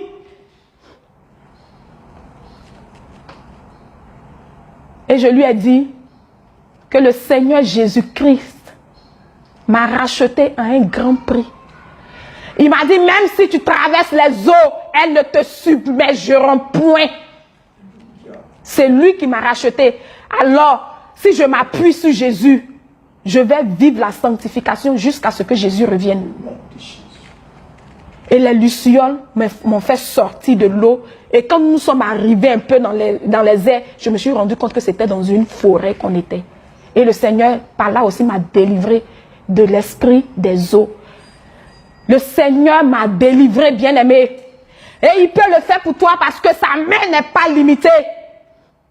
Nous sommes tous ses enfants, nous sommes toutes ses filles. Ce qu'il a fait pour moi, il peut le faire pour toi. Bien-aimé, le Seigneur m'a fait la grâce. Et encore, comme si ça ne suffisait pas, il va me montrer l'état spirituel du pays dans lequel je suis, de ma nation. Toujours dans une vision, à 18 h, j'étais au travail. Quand j'ai fini, j'étais sortie en plein plateau, l'obscurité totale. Et j'entends une grosse voix. Et j'ai crié Jésus. Quand j'ai crié Jésus, il y a une lumière qui est venue m'envelopper. Et lorsque la lumière m'a enveloppé pour me faire sortir des ténèbres, bien aimé, le Seigneur qui va ouvrir mes yeux pour que je regarde ce qui était dans les ténèbres, bien aimé. L'état spirituel de la Côte d'Ivoire fait pitié. Parce qu'il y avait des démons, des serpents à 10 têtes, des hommes qui avaient des têtes de chiens, des hommes qui avaient des têtes d'animaux, des hommes en bas et hommes en haut, c'est au moins 5 personnes. Bien aimé, c'était déplorable. Et il y avait des êtres aussi qui quittaient en haut, qui tombaient, qui étaient en train de dévorer n'importe quoi. Les gens criaient. Et je me suis rendu compte qu'on était beaucoup, que je n'étais pas seule, qu'on était beaucoup, qui avons été enveloppés. Et le Seigneur, par sa grâce, nous envoyait sur une montagne. Il nous envoyait sur une montagne. Et on était en train de regarder le chaos sur la Côte d'Ivoire. Et je me suis réveillée. J'ai béni son nom. Et j'ai rendu toute la gloire au Seigneur. Et puisque j'ai commencé à suivre maintenant, Jésus revient.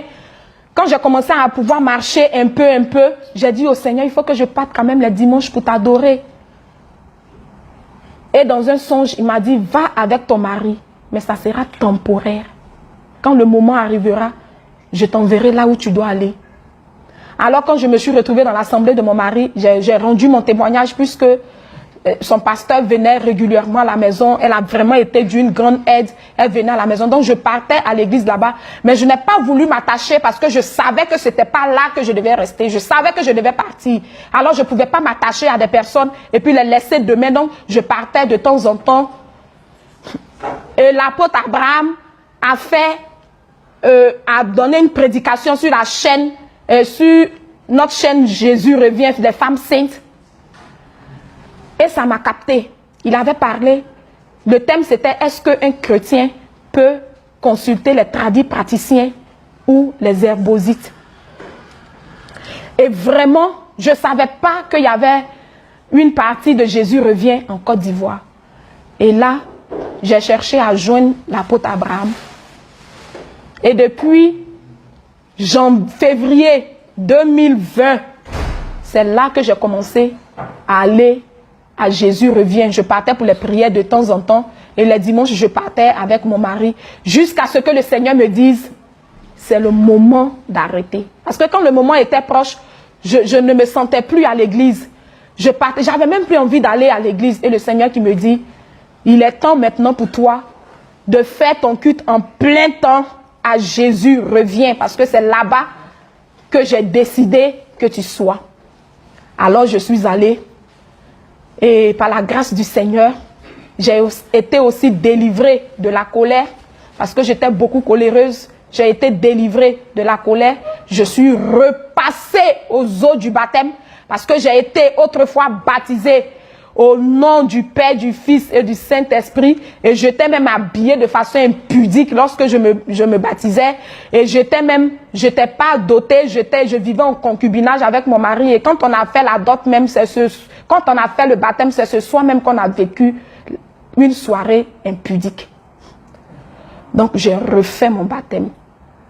Parce que la parole du Seigneur dit, quand on vient en Jésus, toutes choses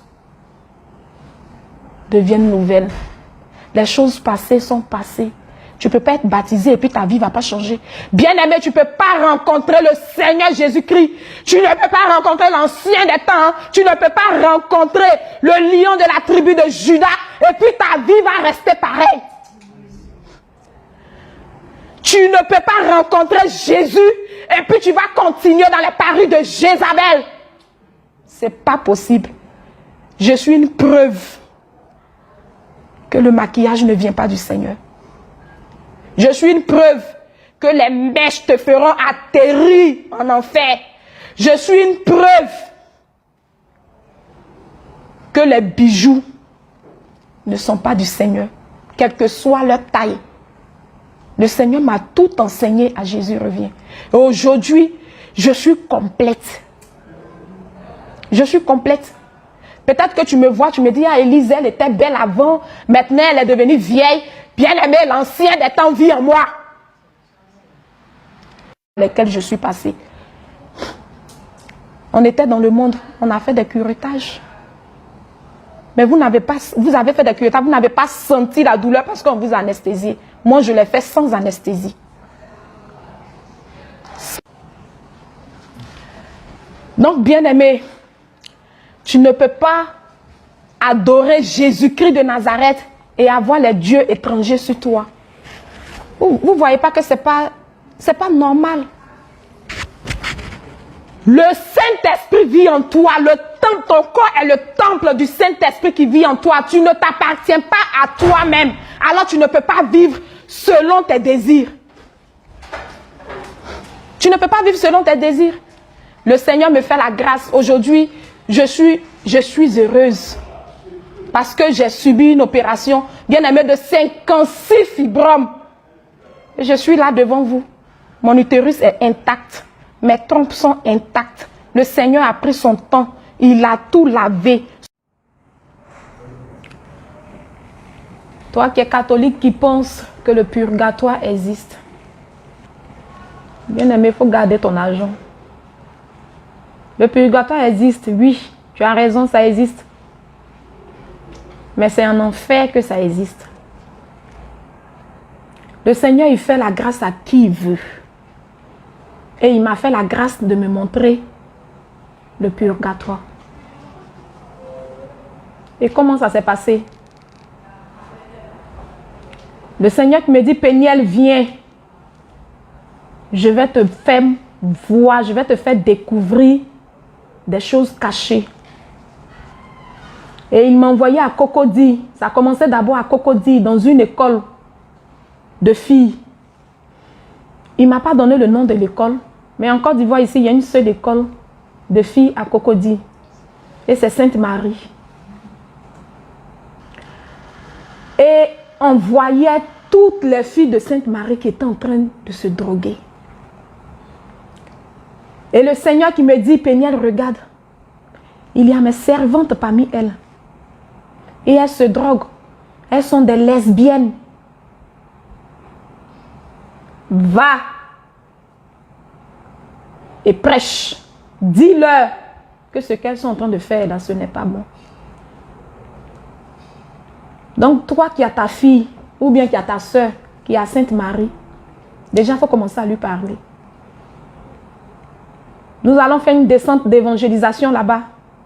Et celle pour qui le Seigneur m'a montré cette vision-là, elle va nous entendre. Et elle sera déliée de ces liens-là. Et à la suite de ça, il m'a pris par la main, il dit, viens, je vais te montrer quelque chose et tu iras dire ça à mes enfants. Parce que nous sommes tous ses enfants, à mes enfants catholiques. Bien-aimé, je me suis retrouvée dans un endroit, je ne savais même pas que c'était le purgatoire. Il faisait noir, un noir pas possible. Et je disais, la peur avait commencé à m'envahir. Et le Seigneur qui me dit, n'aie pas peur, je suis avec toi. Et c'est lui qui était ma lumière. Bien-aimé, il me dit, regarde.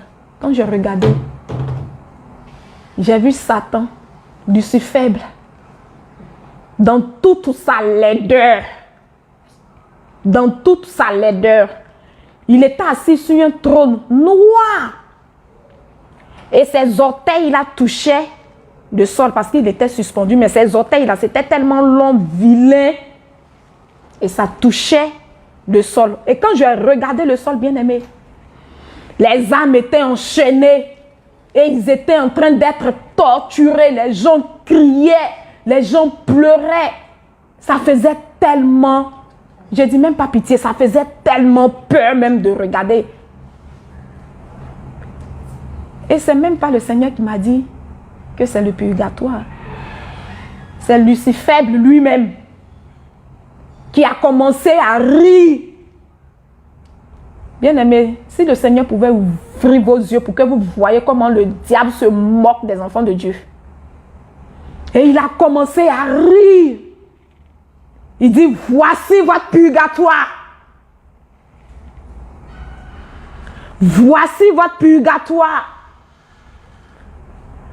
C'est une de mes inventions. Je ne suis pas venu m'asseoir ici pour te raconter n'importe quoi. Je suis venu te dire la vérité. Pour que tu changes ta position. Sinon, si tu meurs, tu vas les retrouver là-bas. Et tu vas voir tes parents pour qui tu as payé toutes ces messes-là. Tu vas les voir en enfer. Et ils vont te montrer comment on paye messe. Il a dit, c'est une de mes inventions. Et il rit, goua, goua, goua, goua, goua, goua. Et il y avait 3 êtres vilains comme ça devant lui. Il a dit au premier, va et endurcis encore le cœur des catholiques. Pourquoi il a prononcé catholique? Si vos cœurs ne sont pas endurcis. Va et endurcis le cœur des catholiques. Le deuxième, il a dit, va et souille encore les marchés. C'est-à-dire tout ce qui se trouve sur les marchés est souillé. Ce n'est pas pure grâce. Et au dernier, il dit, va et endurcis le cœur des musulmans. Bien aimé, moi je n'ai pas demandé à voir. C'est le Seigneur qui m'a pris et qui m'a montré toutes ces choses. Vous qui dites que le purgatoire existe. Si tu penses que ce que je suis en train de te dire, c'est du mensonge, meurs 2 minutes. Meurs 2 minutes. Tu vas te souvenir que j'ai regardé le témoignage d'une menteuse un jour. Déjà, ce n'était pas une menteuse. Ce qu'elle me disait, c'était la vérité. Bien-aimé, c'est une pure invention du diable. Pour se rire des enfants de Dieu. Toi qui es catholique, je n'ai rien contre toi. Mais le Seigneur t'appelle à la repentance. Jésus-Christ t'appelle à la repentance. Le roi des rois t'appelle à la repentance. Abandonne cette voie qui mène au purgatoire, qui est un département en enfer. Que le Seigneur Jésus vous bénisse. Et il va aussi me montrer les coiffures que lui, il n'est pas dedans. Toutes les coiffures que j'avais pour habitude de faire quand j'ai commencé à entretenir mes cheveux n'étaient pas du Seigneur. Et c'est comme si j'avais enregistré toutes ces coiffures-là. À chaque fois que je faisais une coiffure, c'est comme si je faisais la photo et que j'archivais. Et j'étais en train de regarder. Quand je passe comme ça, j'entends une voix derrière moi. C'est ma coiffure. Deuxième fois, c'est ma coiffure. C'est ma coiffure. Et quand la personne crie, c'est ma coiffure, il y a des chiens qui aboient. Je dis, mais c'est quoi ça? Et quand je suis arrivée sur une coiffure, sur les coiffures que j'ai commencé à faire, depuis que j'ai suivi les enseignements de comment est-ce qu'une femme chrétienne, née de nouveau, dépouillée, qui ne vit pas selon la chair, doit entretenir ses cheveux. Quand je suis arrivée, si cette partie de ma vie, les coiffures que j'ai commencé à faire à partir de ce moment-là, quand je vais sur la photo, je n'entends pas de voix.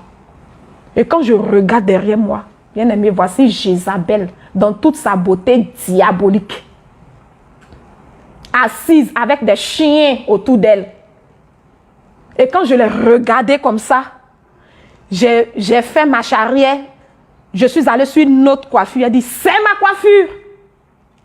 Bien aimé, tout ce qui est fantaisiste ne vient pas du Seigneur. Si tu penses que je suis en train de te raconter n'importe quoi, va sur tes genoux. Va sur tes genoux. Mais d'abord, il faut que tu sois dépouillé pour que le Seigneur te révèle la vérité. Parce que si tu es toujours dans tes parures, tu ne verras rien. C'est Lucifer qui va venir t'enseigner. Et son enseignement qu'il va te donner, là, ça va te faire atterrir en enfer, sans passeport, sans corridor. Bien-aimé, le Seigneur prend plaisir dans tout ce qui est simple. Et quand Jézabel réclamait certaines coiffures et qu'elle était bouche bée devant d'autres coiffures, j'ai posé la voix au Seigneur, mais j'ai dit, mais Seigneur, pourquoi est-ce que cette coiffure-là, celle qui est derrière là-bas, là, pourquoi elle ne dit pas que c'est sa coiffure? Le Seigneur dit, mais c'est parce que c'est ce que je veux que mes filles mettent sur la tête. Ce qui est à moi ne peut point être réclamé par les ténèbres. Et ce qui est dans les ténèbres aussi, je ne veux pas que vous mettez ça sur votre tête. Bien-aimés, voici les coiffures que Jézabel a refusées. Les cheveux simples qu'on prend en chignon ici. Jézabel n'a pas dit un mot. Des nattes simples. Jézabel n'a pas dit un mot. La coiffure de l'antiquité de nos mamans qu'on appelle les longs. Parce que je faisais les longs. Jézabel n'a pas dit mot. Et souvent quand tu prends tes cheveux avec du fil et tu fais les flocos simplement sur ta tête, Jézabel n'a pas dit mot. C'est dit tout ce qui est simple. Et le Seigneur qui me dit, dis à tes sœurs que vous devez être le plus simplement possible. Je ne veux pas que vous attirez des regards sur vous. Tout ce que vous devez mettre sur vous doit être simple et doit glorifier mon nom. Donc, bien aimé, si tu as pour habitude, même la coiffure nappy, j'avais fait une coiffure nappy où j'avais natté les côtés et fait nappy un peu en tectonique façon Jézabel a crié pour dire c'est sa coiffure. Une chrétienne ne peut pas mettre des choses comme ça sur sa tête. Moi, mon âme a accepté parce que je sais là où je suis quittée. Mais le Seigneur ne peut pas nous envoyer, nous tous, là-bas en même temps. Il envoie certains pour venir vous donner des messages. Père, je sais que ceux par qui, Seigneur, tu devais saisir, ceux qui sont encore dans le monde, que tu devais saisir de par mon témoignage, Père. Père, ceux qui regardent, Seigneur, tu les saisis au nom de Jésus. Que ceux qui ont encore le cœur endurci, Père, de parce que tu m'as dit, Péniel qui veut dire ta face. Tu as dit ma face, va et dis-leur que je ne suis ni dans les mèches, je ne suis ni dans les boucles d'oreilles, je ne suis ni dans les maquillages, je ne suis ni dans les perles oreilles, je ne suis ni dans les vanillas, je ne suis ni dans les hauts talons, je ne suis ni dans les dessous sexy, je ne suis ni dans les soutiens sexy, je ne suis ni dans toutes ces choses abominables. Va et dis-leur qu'elles sont mon temple, vous êtes mon temple et le temple doit demeurer saint. Père, je livrerai le message. Abba Père, j'ai livré le message. Que celui que tu dois saisir de par ce message, Père, saisis-les.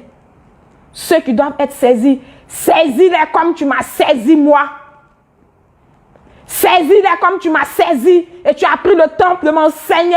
Tu as pris le temps de me façonner. Oui, par ton groupe de réveil que tu as créé, qui est Jésus revient, que tu as mis sur pied. Tu as pris le temps pour me façonner et tu as fait de moi ton vase. Je n'ai jamais imaginé que tu pouvais parler de ma bouche. Mais tu l'as fait.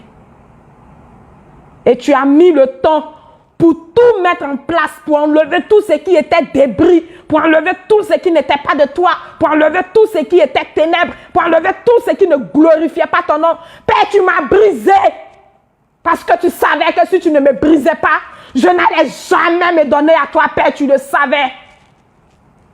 Et tu m'as tendu à ce carrefour, oui, à ce carrefour, où je n'avais plus le choix que de crier: Oh, à toi, oui, fils de David. Je n'ai pas eu de choix que de crier à toi. Oui, tu as dit, tu m'as dérangé. Et tu es descendu de ton trône. Oui, pour moi. Tu m'as aimé. Et tu m'aimes, Seigneur. Alors que j'ai passé toute ma vie. J'ai passé, Père, la grande partie de ma jeunesse, Seigneur, à dénuder ton temple, à souiller ton temple. Je te demande pardon. Tu as décidé de me façonner. Fais ce qui te semble bon. Fais ce que tu veux de moi. Je suis ton vase. Je suis ton vase. Je suis ton vase. Et je parlerai de ta part. Je suis pour toi. Oui, je suis pour toi. Je suis à toi. Père, je t'ai dit, quand je faisais mon alliance avec toi, j'ai dit, Seigneur, je ne veux plus vivre dans la chair. Parce que la chair m'a conduit à la mort. La chair a été ingrate car elle m'a lâché. Elle m'a lâché, j'étais devenu méconnaissable. La chair m'a lâché. La chair que j'ai pris le temps. Avec mon argent, j'ai stressé mon mari pour me donner de l'argent. Pour chérir cette chair, la paix. La chair m'a lâché. La chair que j'ai décapée, elle a noirci pour donner l'état réel de ce que tu avais créé. Parce que ta création est la perfection. Je bénis ton nom, toi qui es le Dieu grand. Oui, parce que je t'ai attaché à mon alliance, Père. À cette alliance avec des diamants sataniques dessus. Oui, mais tu l'as enlevé toi-même. Tu as dit, Péniel, lève-toi, brûle. Quand tu finiras de brûler, une décharge passera et tu jetteras par-dessus. Oh, je pensais que c'était faux. Père, mais quand j'ai commencé à brûler, j'ai brûlé jusqu'à ce que tu me dises, Péniel, c'est bon. Dès que j'ai ramassé la décharge, c'est présenté au Dieu de gloire. Et j'ai jeté mon alliance parce que tu n'es pas dans les alliances. La meilleure alliance, c'est avec toi. Merci Jésus. La meilleure alliance est avec toi. Le Seigneur veut faire une alliance avec toi. Pas l'alliance du monde. Non, pas l'alliance du monde. Non, pas cette alliance. Il a versé son sang à la croix pour toi. Il a versé son sang. Il a versé son sang.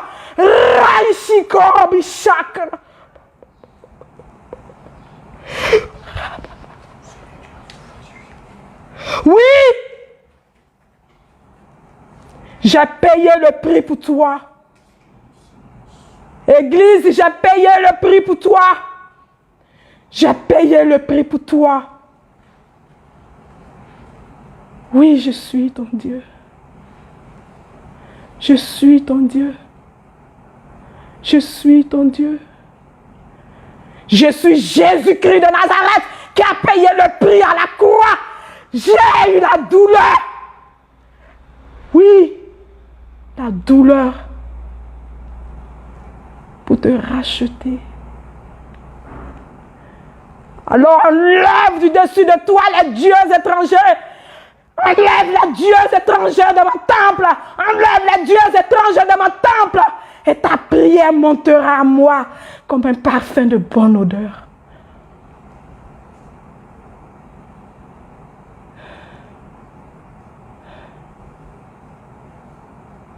Merci Seigneur.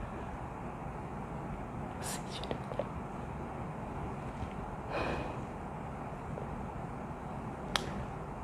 Merci Seigneur.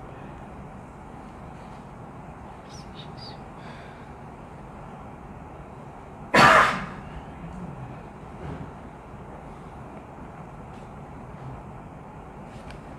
Il est Dieu. Il est Dieu. Il est Dieu. Père, tu es Dieu. Abba Père, tu es Dieu. Ancien des temps, tu es Dieu.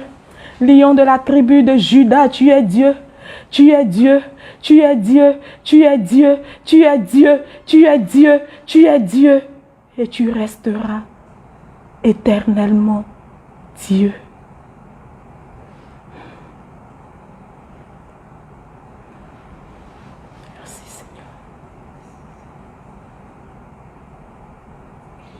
Merci Jésus.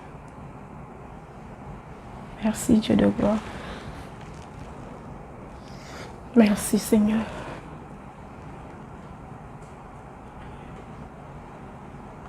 Par lui je vis, alléluia. Je vis, alléluia. Je vis, oh gloire à Dieu. Par lui je vis, alléluia. Je vis, alléluia. Je vis, oh gloire à Dieu. Merci Dieu de gloire. Merci pour vous tous qui avez suivi mon témoignage. Ainsi prend fin mon témoignage. Et sachez que ce que le Seigneur a fait pour moi, il peut le faire pour vous. Sa main n'est pas limitée. Shalom, shalom, shalom.